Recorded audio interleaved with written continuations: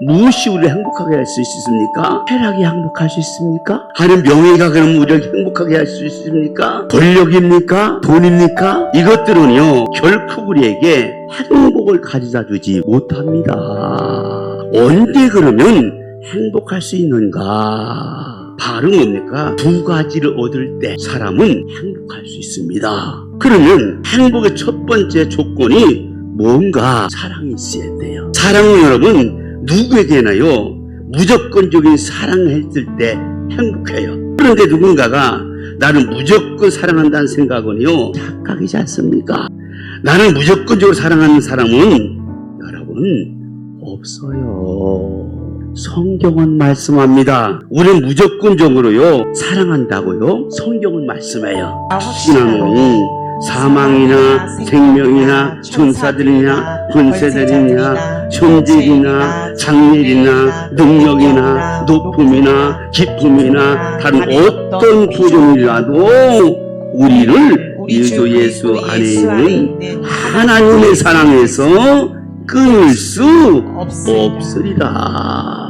누구도 우리를요 하나님의 사랑에서요 끊을 수 없다는 거예요. 사망이 끊을 수 없고 생명이나 천사들이나 권세들도 우리를 향한 하나님의 사랑을 끊을 수 없다. 현재 우리가 어떤 모습이든지 장래 우리가 어떤 일을 만나든지 우리를 향한 하나님의 사랑을 결코 끊을 수 없다. 하나님의 사랑은 어떤 사랑입니까? 자기 아들을 아끼지 아니하시고 우리 모든 사람을 위하여 내어주시니가 어찌 그 아들과 함께 모든 것을 우리에게 주시지 아니하겠느냐.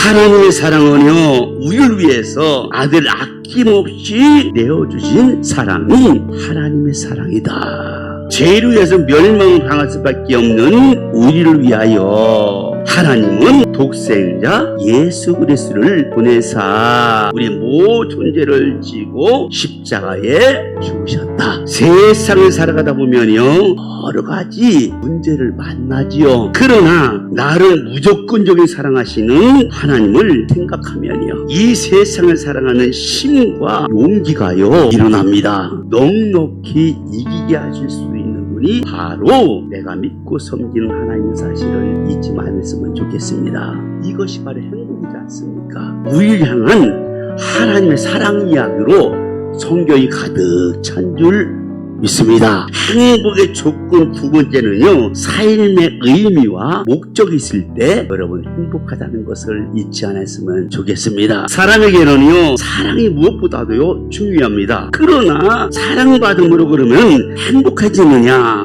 행복에는요 한 가지 더 필요해요. 바로 삶의 목적이 있어야죠. 하나님은 우리에게요 참된 삶의 목적과 의미를 가르쳐줘요. 그럼 하나님께서 가르쳐준 목적과 삶이 무엇인가? 그런즉 너희는 먼저 그 나라와 그 일을 구하라. 그러면 모든 것을 너희에게 더하시리라. 쉽게 말하면요 하나님 영광을 위해서 살아가는 것. 그렇다면 하나님 영광을 위해서 살아가는 것은 어떤 것인가? 첫 번째는요 하나님을 예배하는 삶. 하나님께서는 우리를요 하나님을 찬송하면서 하나님을 예배하는 존재로 만드셨다. 우리의 삶의 목적은요 하나님을 찬양하며 하나님 앞에 예배하는 것이 되어야 된다는 사실을 잊지 않았으면 좋겠습니다. 그럴 때 어떤 것으로도요 채울 수 없는 행복과 만족이 우리 마음 가운데 꽉 찾아오는 줄 믿습니다. 둘째는 뭡니까? 선한 일을 하면서 사랑하는 것이다. 하나님을 사랑하며 이웃을 사랑하는 마음으로 선하게 살아갈 때 하나님이 이 세상 가운데 영광을 받으실 것이다. 이렇듯 하나님 영광을 위해서 사는 것을 삶의 목적으로 살 때 우리는요 행복하지요. 그럴 때요 의미가 있고요 가치 있는 인생을 살아가는 겁니다. 무조건적으로 사랑하시는 하나님 안에 있을 때 우리 행복합니다. 또 하나님의 영광을 위해서 살아갈 때 여러분 행복할 수 있습니다. 이곳에 있는 모든 분들이요, 예수를 믿고 그 믿음 위에 굳게 섬으로 하나님 안에서 행복한 삶을 살아가기를 주의 이름으로 축원합니다.